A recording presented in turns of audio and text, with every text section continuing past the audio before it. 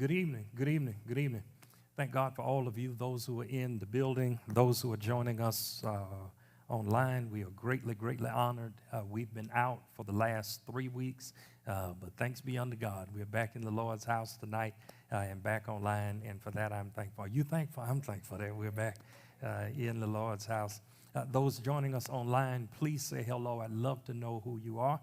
Greatly honored by your presence, and I look forward to communicating with you. We have been preaching through Revelation chapter 1 through Revelation chapter 3, a series entitled Heaven's Report Card. As Jesus, through the Apostle John, writes a letter to a group that is referred to as the 7 churches in Asia Minor.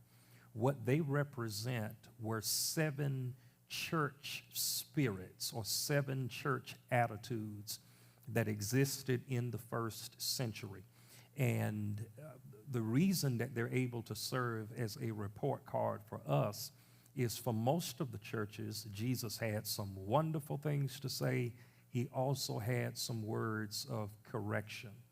And what I have been encouraging us to do, we're in the 5th segment of this series, or at least the 5th church, is to take the examination that Jesus performs on each one of these 7 churches and allow that examination to serve as an examination for us so that we can know, we can see and understand what pleases God and what displeases God. A young man said to his dad, he said, "I'm never getting married because I don't understand women." To which his dad responded, "You don't have to understand all women. You just need to understand the one you got." Because it really doesn't matter if your behavior would be pleasing to somebody else. If it does not work for the one that you are with, then you are not doing yourself any good. And the reality of life is you may be pleasing your supervisor, you may be pleasing your parents, you may be pleasing your children. But if God is dissatisfied with the way you are living, it doesn't matter who you satisfy. And what we're going to see tonight and what we have already seen in this series is that even though some of these churches or this spiritual climate that existed in these churches, even though some of them were pleasing in their own environments, God himself was not pleased with them. So Jesus writes in what was a chain letter. Now this is important. This is important. If you can imagine, those of you who work on a job with a supervisor or a boss on a periodic basis, normally at least once a year, they give you a performance evaluation to let you know how you are doing. Imagine what it would be like if they gave everyone in your department an evaluation all at the same time, so that not only would you hear what are viewed as your strengths and weaknesses, your coworkers would be hearing at the same time, and you would also be hearing how your coworkers were doing. By the time Jesus wrote to these 7 churches, time was out for him dealing with them on a one-on-one basis. Their behavior, whether it was good or whether it was bad, had merited a group addressing from Jesus so that he deals with all of them at the same time with the same letter. Now, several things I want to point out before we get into Revelation chapter 3. I've already mentioned that this was a chain letter circulated among all 7 of the churches.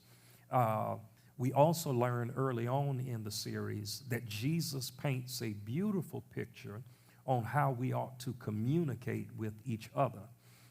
One of the principles that Jesus uses, especially in the early portions of the letter, is whenever he needed to address an area they could improve in, before he pointed out the area of improvement, he acknowledged the areas they were doing well in.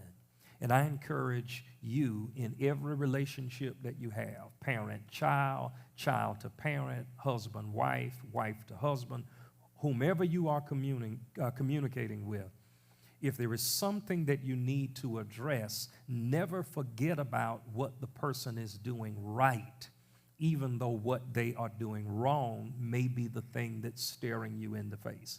I think that's the true test of maturity, to be able to look beyond where a person is. Oh, this is free. This is free. I taught this for years. This is free. Sister Tamika, this is going to be so good. I'm not even going to charge for this. It's going to be so good. Never allow what you think about a person to change what you should know about that person.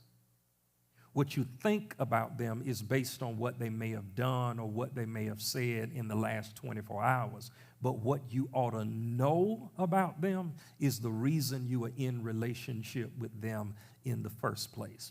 A lot of us know what it's like. Maybe none of you. I know what this is like, to have a great payment history with a company. For example, with GRU, right now, I have a great payment history with GRU. That's for a very simple reason. My utility payments are automatically deducted out of the checking account. I don't have to worry about paying the bill. I have to look to see what it was. Now, the way that we deal with the church, that's totally different. We sure got to watch that one every month. And I'm going to talk to GRU, too, because they've been showing out on the church. But let's say that my debit card expired, and all of a sudden the automatic payments were not being taken out the way that they were. And we get a letter in the mail from GRU that says, you didn't pay your last month's bill, and we have tacked on a late fee, and you're about to face a reconnection fee. Well, what I'm going to do, not because I'm Pastor Kevin Thorpe, I would add that to the conversation if I thought it would help. It might not help in certain environments. But I'm going to get on the phone. I'm going to say, now, wait a minute now. We've been paying you all successfully every month. You've been taking it out of the account. The fact that something changed with the card was not something we were aware of. Can you all waive this late fee and whatever these charges are? And what I would be asking them to do is judge me based on what you know about me, not based on what you think. Because often our thoughts of people can change, but what you ought to know about them does not change.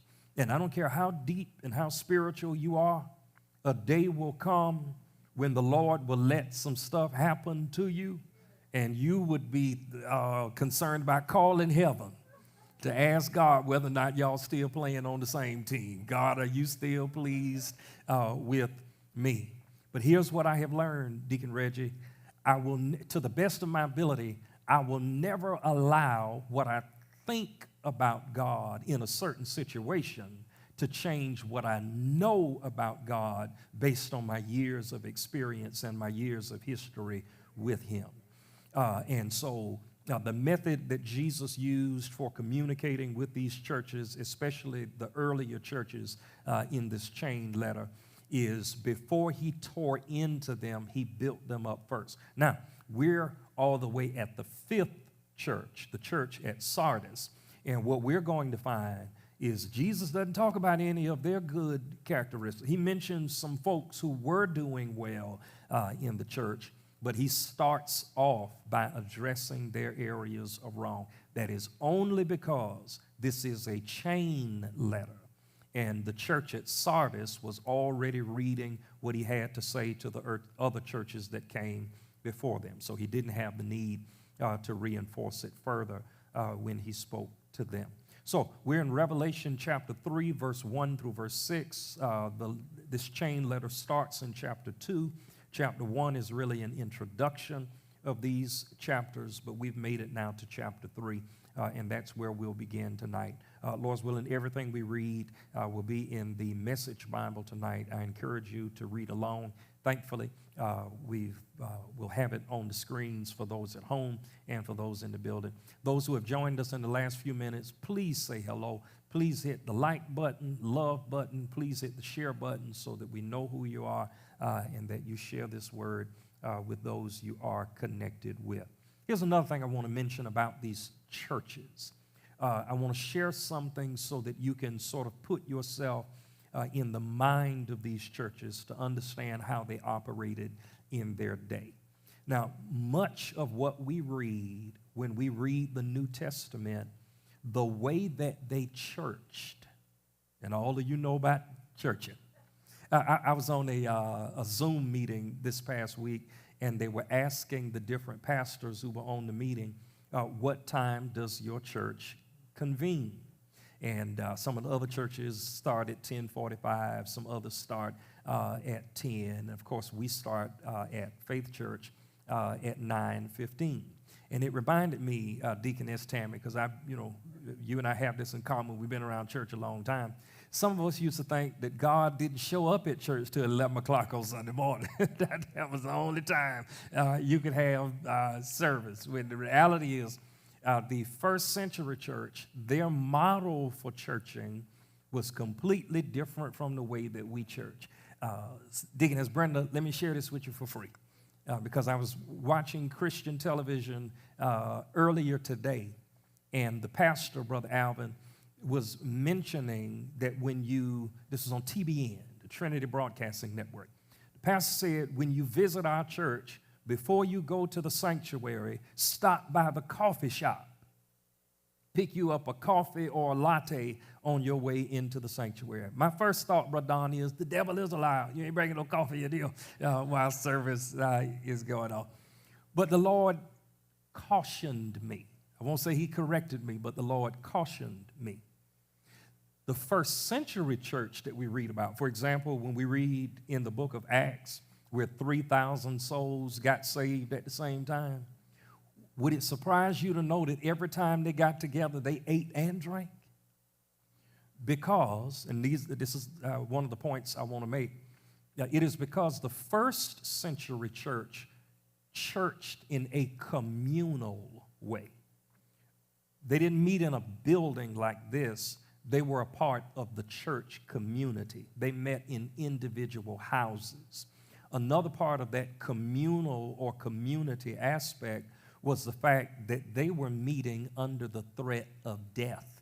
At any moment, they could have been arrested because of their faith, because their leader, Jesus Christ, had already been put to death. But thanks be unto God, he didn't stay dead. He got up 3 days later. But then some of the leaders in the church, James had been executed for his faith. By the time you get to Acts chapter 12, James has died, and they're threatening to take the life of Peter. So the church was meeting under the threat of death whenever they assembled.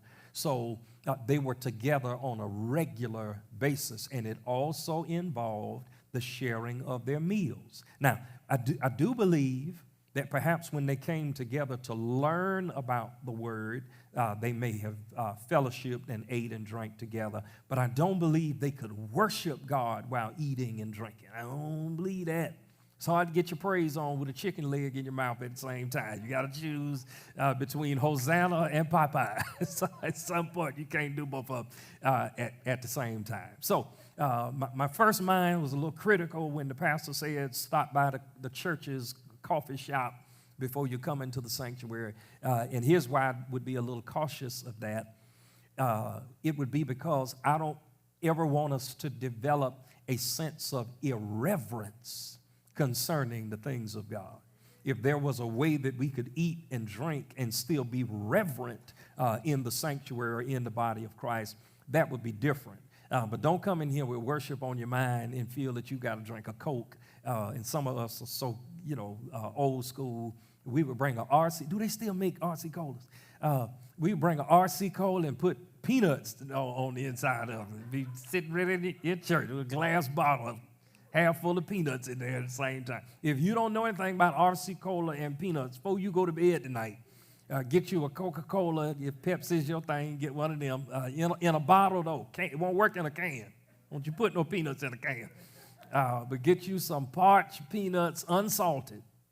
Put them bad boys on the inside of that soda bottle and just go to town with that thing. You have a whole new attitude about how you view life. So the first century church was communal, especially in the early years of the church, in their early years of existence, they were communal.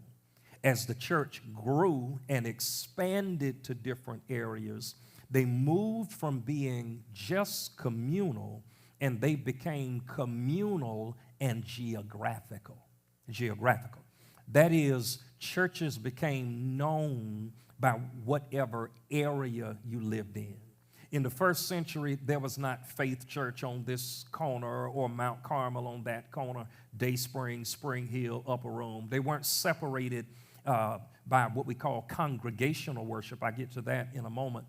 They started off being communal, and then they became geographical, which is why we're reading tonight about the church at Sardis. That means the believers in that city were all referred to and addressed as one group. So they started off communal, then they moved to a communal and a geographical separation or identity.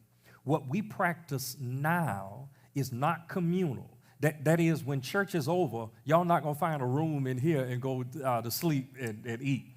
But in the first century church, that's exactly how church operated, because they were meeting in people's homes. And a lot of the people who were a part of the church had moved from different regions and relocated in Jerusalem. So they not only needed a place to worship and a place to fellowship, they also needed a place to live and ultimately needed places to work. And that's how they began as a communal church.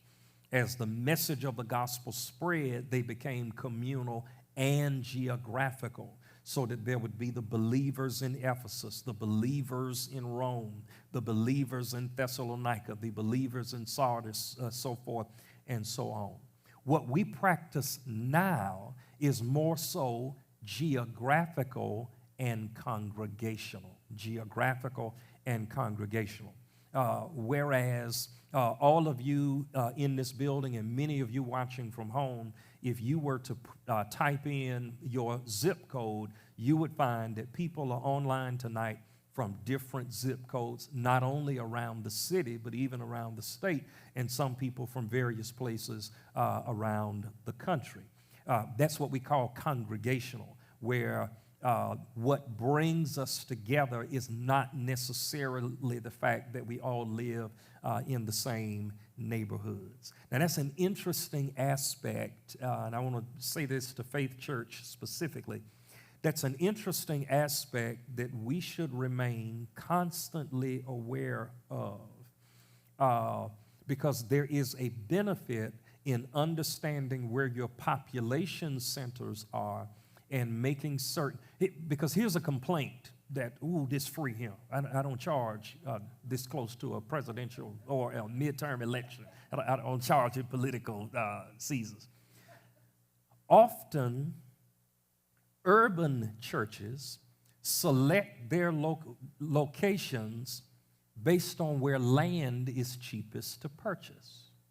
That's why you go to certain communities, and there are a whole lot of churches on the same street. Not because it was a whole lot of sin in the neighborhood. It's because land was cheap in those neighborhoods. And that's where they ended up building their church locations. They were also surrounded by neighborhoods. But then often, if the neighborhood is perhaps of a low-cost area, the land values are low, and land prices are also low.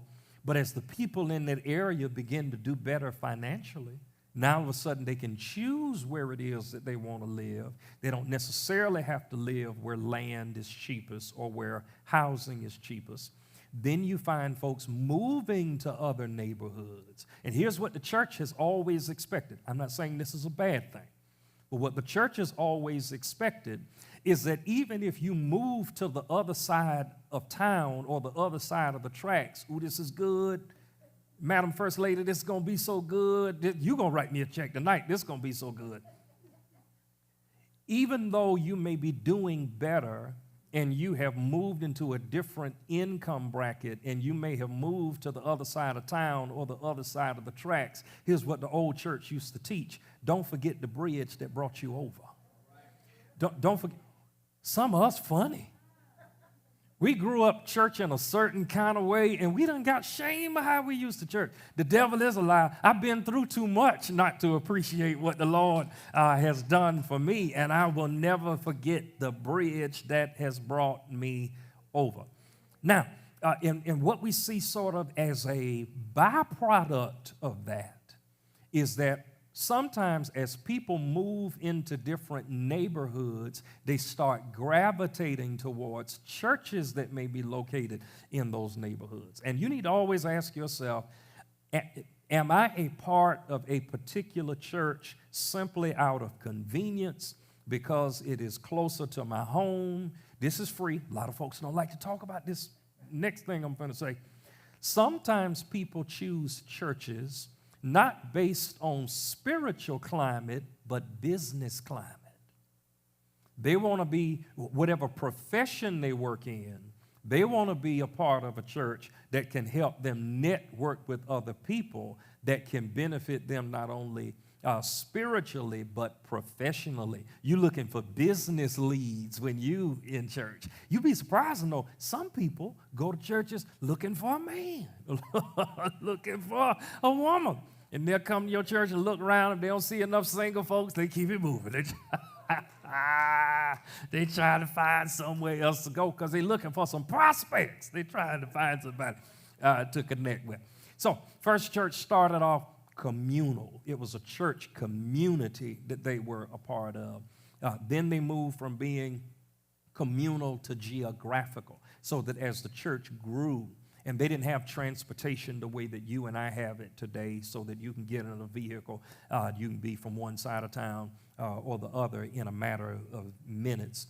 But then they moved to a more congregational model, which is what we sort of have today, so that you have this church that may be on one corner, and there may be very few people from that area who actually attend that church, but their roots are there and they benefit spiritually from the church. So when we get to the church at Sardis, they were not necessarily a communal church or a congregational church. At this point, they were a geographical church. They were still meeting in houses or relatively small assembly places, not quite like what we do today, where we don't live in the building that we worship in. But this was an entire community of believers that Jesus is addressing. So what that means is, the significance of that is, Jesus is not only addressing them from the perspective of how they worship, he is addressing them from the perspective of how they live on a daily basis. He is not talking about simply their behavior in church. He's not talking only about the Sunday morning version of them. He's dealing with the Monday morning, the Tuesday morning, the Wednesday morning, so forth and so on. And he does so with all 7 of the churches. We're at church number 5, and that's where we pick up tonight. We're reading Revelation chapter 3, verse 1 through verse 6, and then I want to come back and break these verses into some pieces. And what I want to do tonight, I want to look at this from 3 different perspectives. I believe that what's birthed out of verse 1 through verse 6 is 2 prayers and 1 statement. And I want to give you the 2 prayers first that I believe every one of us ought to pray as individual believers. We ought to be praying this as individual families. We ought to pray this as individual members of our community, and certainly as individual churches or as individual members of churches. So let's start in verse 1, Revelation chapter 3, verse 1. This is Jesus speaking. He is speaking to John, telling John what to write to the church at Sardis. Now, when he tells him what to write to the church at Sardis, he's going to address the leadership of the church first, and then he's going to address the parishioners, or those who make up the church. He says in verse 1, write this to Sardis, to the angel of the church. And then Jesus explains who he himself is. Jesus says, I'm the one holding the 7 spirits of God in one hand a firm grip on the 7 stars with the other, speaks. This is what Jesus says, I'm speaking. He says to the church at Sardis, I see right through your work. You have a reputation for vigor and zest, but you're dead, stone dead. I call this church the pretending church. They were pretending to be something other than what they really were, which means they knew they were no good, but they knew that they had people around them fooled. But Jesus says you can fool people, but you can't fool me. One day a fella kept lying about the fact that he had a horse. He lied about having a horse so much until he went out and bought a saddle and didn't even own a horse. It's bad enough when you lie to people, but when you lie to yourself so much that you start believing the lies that you've been telling, you're on dangerous ground. And the question that God is asking tonight, what area in your life are you pretending in? Is there an area in your life where you are fooling other people, and you've been fooling people so long until you think you can fool God too? And that was a problem that existed in the church at Sardis. That's why I refer to them as the pretending church. Jesus says, I see right through your work. In a moment, he's going to call it busy work. This was an active church, but they were still pretending. The things that they were doing, the way that they were behaving was in pretense and not in a genuine capacity. He tells them in verse 1, I see right through your work. You have a reputation for vigor and zest, but you're dead, stone dead. Verse 2, Jesus says, up on your feet, take a deep breath. Maybe there's life in you yet, but I wouldn't know it by looking at your busy work. Nothing of God's work has been completed. Your condition is desperate. He says to them in verse 3, think of the gift you once had in your hearts or in your hands. The message you heard with your ears, grasp it again and turn back to God. If you pull the covers back over your head and sleep on, oblivious to God, I'll return when you least expect it, break into your life like a thief in the night. Now, he's going to tell them when we get to verse 4 that even in the midst of a trifling group, there's still some people in the group who were doing the right thing. But he warns them, if you continue to pretend that you don't see me trying to correct you, I'm going to deal with you. Now, I don't know if any of you ever tried this in your childhood. I may have tried it once or twice in mine. I may have tried it with my mom. I couldn't try it with my dad at all. And that is where your parent is calling you and you act like you don't hear them. I could try that with my mama, Miss Eloise. Mr. Slater, he didn't care much whether you heard him or not. If you didn't hear him, you're going to feel him for long.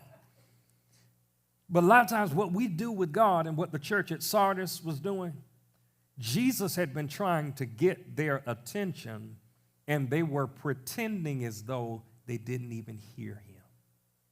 And Jesus said, keep burying your head in the sand. Keep pulling the wool over your eyes. If you continue to walk in disobedience, I am going to deal with you. Jesus said, you hear me.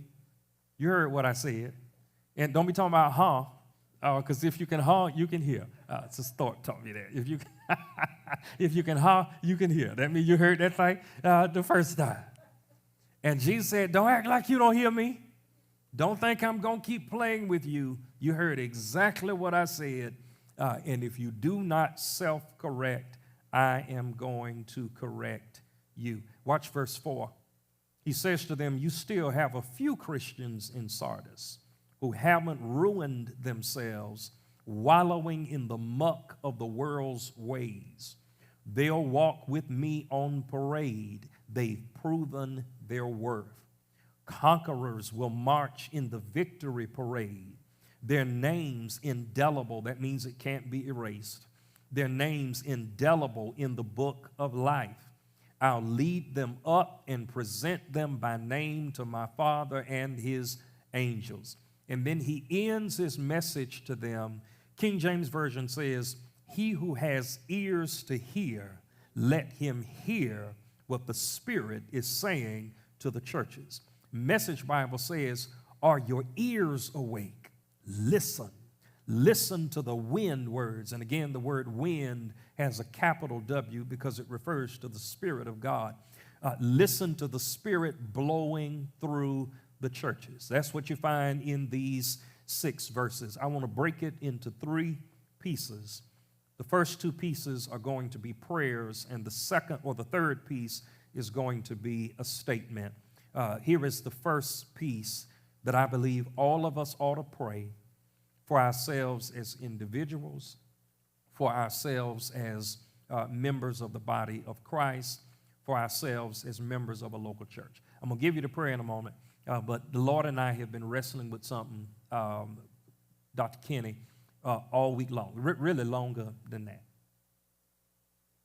I want to share this with you for free, for all we good Christian folks who vote, and God knows, I believe, all good Christians and good citizens ought to participate in local, state, federal government. I believe it with all my heart. Don't complain about what's happening in your community if you didn't even play a role in helping to select your community's leaders. I mean, at some point, you just got to be honest that you get what you vote for. But I want to say this. We have 2 major political parties. This is going to be free. Lord, thank you. This is going to be free. And I'm going to be brutally honest tonight. Brutally honest. We have 2 major political parties in our country. They are the Republican Party and the Democratic Party. By and large, in pulpits across America, where the congregation is predominantly African American, there is a tendency to nudge people to only vote for Democrats. It's free. Now, this is uncontradictable, by the way. This is not a matter of opinion. I ain't talking about what I think. I'm talking about what I know. In most pulpits across the country where the congregation is predominantly African American, there is normally the nudge to support candidates who are registered as Democrats. In churches across our country, this is not true of all churches, just as it's not true of all predominantly African American churches, but in the majority of churches that are predominantly non-African American, regardless of what the other race or nationality may be, but in churches that are predominantly non-African American, there is the nudge, if not the blatant direction, to vote Republican. I listen to a lot of Christian television, and a lot of what I call propaganda that you hear on Christian television is preachers telling their churches that you cannot be a Christian or a good Christian without voting Republican. That's what they teach to their churches. That's happening. And I could call names. I've been at this a minute. So if you watched, if you go home and watch TBN, you will hear just blatant direction, as if Christianity is a synonym for America. That's free right now. America and Christianity are not necessarily one, and it's bizarre the way that they behave. So I was talking to God. And I said, Lord, are my colleagues who give leadership to predominantly Caucasian churches who are directing their churches to vote Republican, is it because they're lazy and because they don't want to, identify individual candidates, that they would rather nudge people toward a party instead of encouraging their members to research each candidate and vote for the candidate who best represents the issues of the church. And then the Lord said, before you ask the question about your constituents who pastor predominantly non-African American churches, ask yourself some stuff about your constituents who pastor predominantly African American churches. Are they being lazy by saying instead of researching individual candidates, simply vote straight down party line for whomever the Democratic candidate may be? And the Lord spoke to me today, and he said, Thorpe, neither of them are behaving lazily. They are both behaving evilly. That it is not a question of simply being lazy. Don't act like you don't know what you're doing. When you tell people blatantly to vote you know exactly what you're doing. It's not that you don't want to take the time to research individual candidates. It is because you have sold your soul to a political ideology, and you will sacrifice the well-being of your members to support whatever that ideology is. Here's the danger. That may fly with your colleagues, but one day you've got to stand before God, and you've got to give an account of the direction you have led people in. And while you can lie to people, and while you can lie to yourself, you cannot lie to God. Because we have folks in spiritual positions of leadership who will tell their congregations to vote for certain individuals, and the certain individual that they tell them to vote for, the church wouldn't hire them to be a janitor. The insurance policies of most churches wouldn't allow them to hire some folks that they support as political leaders. So we've got to get back to the place where we move from being evil to being honest, so that our consciences become clear, not only in the presence of people, but in the presence of God himself. And we've got to get back to the place where we recognize that Jesus is not going to ride in on a donkey or an elephant. The donkey is the symbol of the Democratic Party. The elephant is a symbol of the Republican Party. The Lord is not coming back on a donkey or an elephant. He's coming back on a horse, which means that we need to make certain that our allegiance is to God, which means for church, because somebody's saying, I hear somebody at home, or maybe somebody in the building saying, well, Pastor, you got to pick a side. No, maybe we need to create a side. If the body of Christ has the amount of influence that I know that it has, we should be able to create better climates for our children, better climates for ourselves, better climates for our community, instead of settling into our evil silos where we support things and we support people who, it's not even that they line up, whether or not they line up with God, they don't line up with your own conscience. You are searing your own conscience to misdirect people. And God is saying to us tonight, just as he said to the church at Sardis, God is saying, don't act like you don't hear me. Don't act like just because you've been lying to yourself for a long time and lying to the people around you for a long time. God says, don't think for a moment that you are fooling me. Here's the first prayer we find. It's in verse 1 through verse 3. It is this. Our prayer ought to be, God, help us to finish what we start. Help us to finish what we start. In verse 1 through verse 3, what God says about the church at Sardis is that they had started off well, but what they were doing currently was busy work that was pleasing to people, but did not please God at all. God said the stuff that you started off doing, the heavy lifting of honoring God through your words, through your thoughts, through your deeds or your behavior, God says you have abandoned what is right and you are only doing what is popular based on the people who are around you. He says to them in verse 1, write this to Sardis, to the angel of the church. Then Jesus establishes who he is. He says, I'm the one holding the 7 spirits of God in one hand, a firm grip on the 7 stars with the other. This is what he speaks. I see right through your work. You have a reputation for vigor and zest, but you are dead, stone dead. Up on your feet, take a deep breath.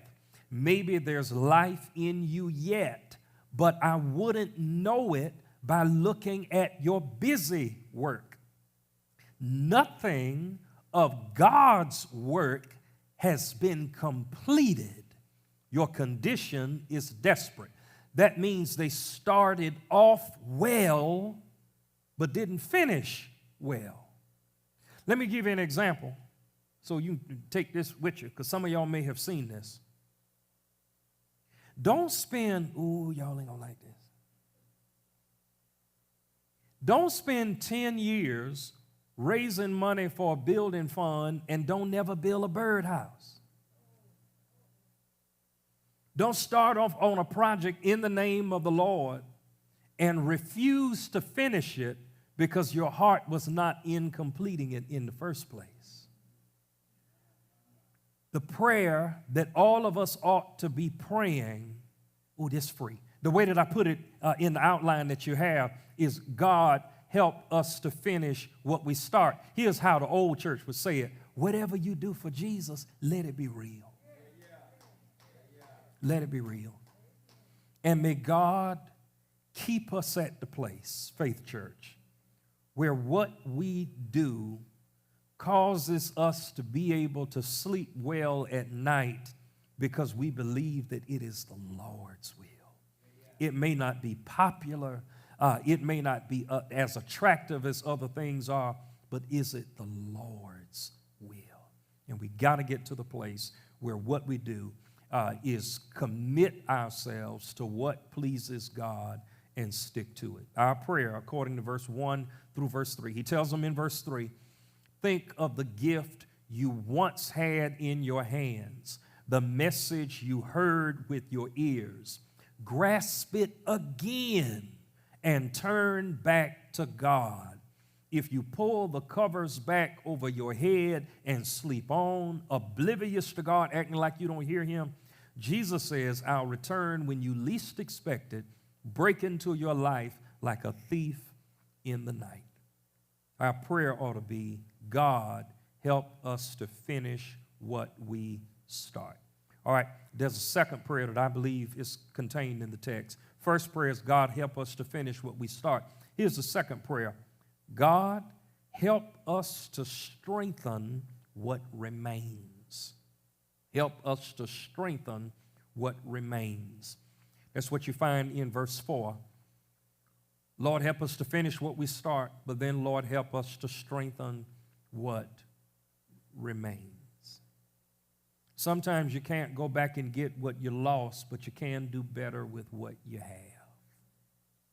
And all of us, at one point or another in our lives, we wouldn't want to go back in the past necessarily, but some of the things we've done, some of the decisions we made, looking back on them, we wish we could have seen them through some better eyes and focused on God more clearly and performed actions in a different way.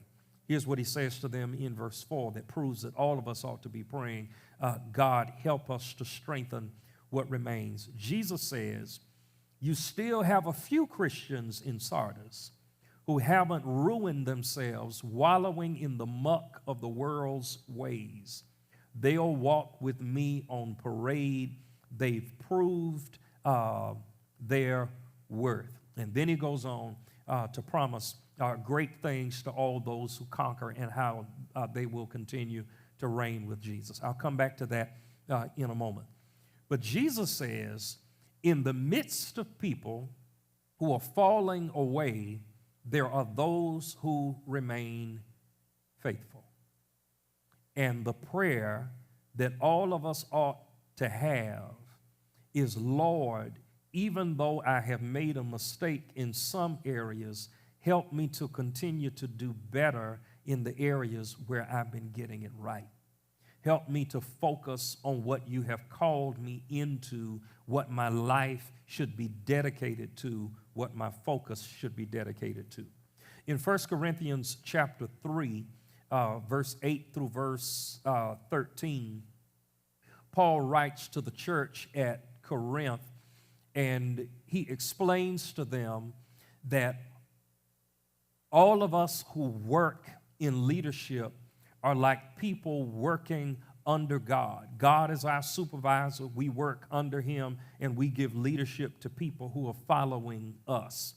He establishes in 1 Corinthians chapter 3 that there is a foundation that has been laid, and if we're going to be leaders, we need to be building on the right foundation, not trying to build on our own foundations, which means we've not been called to establish our own following. We've been called to establish a following that is connected to the kingdom. So in 1 Corinthians chapter 3, beginning in verse 8, Paul, as he writes to the church at Corinth, points this out. He says in verse 8, planting and watering are menial servant jobs at minimum wages. What makes them worth doing is the God we are serving. You happen to be God's field in which we are working. This is Paul speaking to the people, saying to them, you are the field that the leaders are working in. Or, to put it another way, you are God's house. Using the gift God gave me as a good architect, this is Paul speaking of himself, I designed blueprints. Apollos, this was another leader in the church, is putting up the walls. Now, let me tell you why Paul is saying this. It is because the church at Corinth was picking sides. Some were saying, I'm a Paul follower. Others were saying, I'm an Apollos follower. Some were saying, I ain't following Paul or Apollos. I'm a Jesus follower. That was the super deep crowd. They weren't connected to anybody. Jesus said, stop picking sides. That Paul is a servant in the same way that Apollos is a servant. Here's the rest of verse 10. Let each carpenter who comes on the job take care to build on the foundation. Remember, there is only one foundation, the one already laid, Jesus Christ. Take particular care in picking out your building materials. Eventually, there's going to be an inspection. Boy, that's good right there. That's good right there. What he's saying is, and he talks about it in the King James Version, that if something is built with precious stones or heavy metal, don't come back and try to build on top of it wood, stubble, and hay. It might look good from the outside, but one day an inspection is coming. I wish you could get this. And the same thing he said to the church at Sardis. You look good from the outside, but you can't pass an inspection. Because the stuff you've been putting up is not of substance. It is only of pretense. It looks good on the outside, but it has no real power on the inside. There was a man in Syracuse, New York, who was a street performer. He had a piano loaded onto a cart with wheels, and he would pull that piano throughout different lanes and avenues, and he would set up on a street corner. He had trained a spider monkey to travel along with him, and whenever he would end up on a street corner, the man would play the piano, the spider monkey would dance, the man would set out a hat, and people would drop money in the hat. They went from corner to corner to corner to corner. Well, one day the man became ill, didn't show up with the piano, so the spider monkey was sent or left to fend for himself. Spider monkey starts going from corner to corner that they had visited before, trying to find someone who could help sustain him while the man was obviously ill. It got real cold one night in Syracuse, and as that little spider monkey was going from corner to corner, he looks up and he sees a glowing fire. He raises his little hands to be warmed by the fire. The next morning, they found the spider monkey dead, frozen solid. The question is begged, how can the spider monkey die if he's in front of a glowing fire? The problem is it wasn't a real fire. It was a painted fire on a painted screen. The monkey just couldn't tell the difference. And could it be that the problem with a whole lot of our churches is we're not real fires? We're just painted fires on painted screens.